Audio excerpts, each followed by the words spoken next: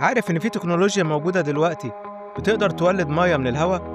أيوة، الموضوع ده فعلا حقيقي، وبيستخدموه فعلا في جيوش زي الجيش الأمريكي وجيوش تانية في الصحراء والمناطق النائية.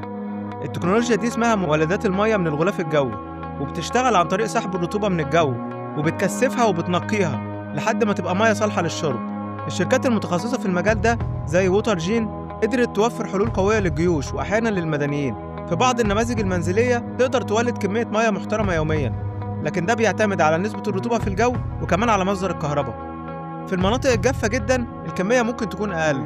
الجهاز ده مش لعبة ولا حاجة تتعمل في البيت، لازم يكون في خبرة كبيرة في الموضوع ده، لكنه متاح في السوق وبيشتغل بكفاءة في ظروف معينة. التكنولوجيا دي مهمة جدا وقت الأزمات أو في الأماكن اللي ما فيهاش مياه نظيفة بسهولة، وبتفتح باب كبير للاعتماد على النفس في توفير مصدر جيد للمية. هل حد فيكم يعرف الجهاز ده ويعرف بيتباع فين؟ يقول لنا في الكومنتات. وأخيرا لو عجبك الفيديو اضغط لايك وشير وتابعني وانتظر المزيد. شكرا.